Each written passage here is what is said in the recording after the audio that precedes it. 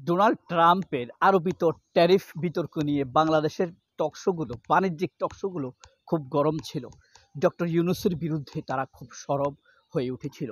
Doctor Yunus ব্যর্থ হতে যাচ্ছেন এ কথা ভেবে বাংলাদেশের টকশোতে যারা আলোচনা করে সুপা আওয়ামী লীগ, বিশেষ করে উপস্থাপকরা, তারা ছিল মনে মনে বিগলিত, উৎফুল্ল, আনন্দিত। কারণ ডক্টর ইউনূসকে একটু অপমান করতে গেলে, একটু ছোট করে দিতে পারলে, একটু ব্যর্থ করে দিতে পারলে তাদের রাতে ভালো ঘুম হয়, শেখ হাসিনার মতো খাবার দাবার ভালো হয়। শেখ হাসিনা যেদিন মানুষ মারতে পারত, মানুষ মারাতে পারত, হত্যা করাতে পারত, সেদিন তার ভালো ঘুম হতো, ভালো খাওয়া দাওয়া করতেন, প্রচুর ভাত খেতেন। আর এসব উপস্থাপকেরা বা সুপা আওয়ামী লীগ নিয়ে চ্যানেলগুলোর যারা producer, news producer, programme producer বা আপনার এই টকশো প্রডিউসার, তারা কিন্তু এই প্রডিউসাররা কিন্তু সফট আওয়ামী লীগ।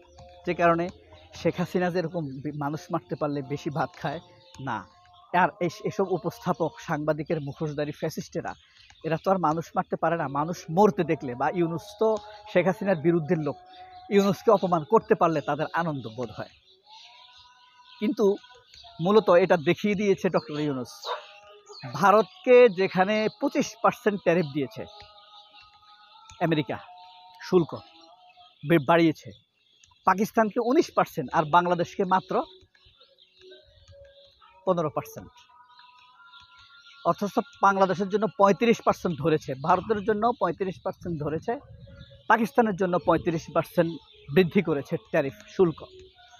সেখান থেকে পাকিস্তানের জন্য কমিয়েছে 16% টোটাল থেকে, ভারতের জন্য কমিয়েছে মাত্র 10%, আর বাংলাদেশের জন্য কমিয়েছে কত জানেন? এই 21%। অর্থাৎ ভারত এমন এত চেষ্টা করেছে এই জিনিসটি নিয়ে যেন ডক্টর ইউনূসের সরকার কোনো রকম নেগোসিয়েশন করতে না পারে। এত চেষ্টা করেছে তারা, চেষ্টার কোনো কমতি ছিল না। বাংলাদেশ যেন 35% শুল্কেই আটকে থাকে, নেগোসিয়েশন করে যেন কমাতে না পারে। But they didn't know this is doctor Muhammad Yunus. তার উপরে সেই আল্লাহর রহমতটা ছিল, সে পেরেছে। ডক্টর ইউনূসকে যারা সমর্থন করে তাদের মুখ রক্ষা করতে পেরেছে, সফল হয়েছে। ভারতের চাইতে বেশি সফল হয়েছে ডক্টর মোহাম্মদ ইউনূস।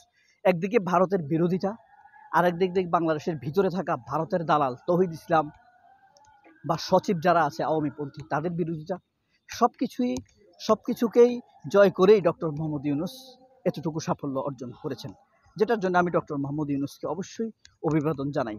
কোনো টকশো তাকে অভিবাদন না জানায়, কোনো টকশো তার টকশো কি আমাদের কথা বলে? সাধারণ মানুষের কথা কি টকশোতে উঠে আসে? টকশো যদি মানুষের কথা বলতো, তাহলে রুমিন ফারহানার মতো জাতীয় ঘৃণিত একটা ব্যক্তিকে বারবার টকশোতে আনতো না। মাসুদ কামালের মতো ঘৃণিত গণবিরোধী একটা লোককে টকশোতে আনতো না। অর্থাৎ টেলিভিশন চ্যানেলগুলো নিজেরাই গণবিরোধী, এই কারণে গণবিরোধী লোকদেরকে টকশোতে আনে, এটা কিন্তু বাস্তব। এরপরে সমন্বয়কদের চাঁদাবাজিতে হতভম্ব বাংলাদেশের মিডিয়া, কিন্তু বিএনপির চাঁদাবাজিতে হতভম্ব নয়। সারা মিডিয়া এখন ফখরুল হয়ে গিয়েছে। ফখরুল বিএনপির চাঁদাবাজিতে তার চৈতন্য ফিরে না, ঘুম ভাঙে না। আর একজন সমন্বয়, সেটাও অপরাধ করেছে, আমি স্বীকার করি। একজন সমন্বয়ক চাঁদাবাজি করতে গিয়ে ধরা খাওয়ার কারণে নীল বেদনায় ধ্বংসিত ফখরুদ্দিন আহমেদ, জাতীয় মিথ্যাবাদী। তিনি স্পষ্ট বলেছেন বিএনপি কোনোভাবেই 24-এর আন্দোলনের সাথে, সরকার পতন আন্দোলনের সাথে জড়িত নয়। এটা বলছে না, ভাইরাল বক্তব্য। এখন তারা বলে তারা নাকি মাস্টার মাইন্ড। এরপরে জামায়াতের আমির অসুস্থ হয়েছেন, আমি দেখছি দলমত নির্বিশেষে সবাই তার রোগ মুক্তি চেয়ে স্ট্যাটাস দিয়েছে, তার রোগ মুক্তি চেয়ে দোয়া করেছে। কি বিশেষ করে মৌলভীবাজার দোয়ায়, মৌলভীবাজার ডাক্তার শফিকুর রহমানের জন্য মোনাজাতে একদম পবিত্র হয়ে উঠেছে আকাশ বাতাস এবং মৌলভীবাজারের মাটি। সিলেটের জন্য বা মৌলভীবাজারের জন্য এই ডাক্তার শফিক আসলে আশীর্বাদ। এক অনন্য সাধারণ ব্যক্তিত্ব। যাই হোক, জামায়াতের আমির হিসাবে সে কতটা সফল হয়েছে, সফল হবে, সেই বিষয়টি আমার কিন্তু মূলত বিবেচ্য বিষয় নয়। আমার মূল বিবেচ্য বিষয় হলো সে একটা ভালো মানুষ। আমির হিসেবে কতটা একটা মানুষ সফল হতে পারে সেটা এক জিনিস। দ্বিতীয় বিশ্বযুদ্ধের সময় উইনস্টন চার্চিল, দেখেন যোদ্ধা হিসাবে সে সফল। দ্বিতীয় বিশ্বযুদ্ধে সে জয় করেছে, মিত্র জোটের নেতৃত্ব দিয়েছে উইনস্টন চার্চিল ব্রিটেনের, সে সেখানে সফল হয়েছে, কিন্তু প্রাইম মিনিস্টার হিসেবে সে সফল হয়নি। হ্যাঁ, এটাই হলো পার্থক্য। আপনি ওখানে তাকে সফল বলতেই হবে, প্রাইম মিনিস্টার হিসেবে সে নির্বাচিত হয়নি, সে তো নির্বাচিত হয়নি, নির্বাচিত হতেই সে ব্যর্থ হয়েছে। পার্থক্যটা এখানে। জামায়াতের আমির সৎ, ব্যক্তিগতভাবে হয়তো ভালো, কিন্তু আমির হিসাবে, রাষ্ট্রনায়ক হিসেবে তিনি কতটা সফল হবেন সেটা তো বিবেচনার বিষয়, তাই না? অনেক বিচার বিশ্লেষণের বিষয়।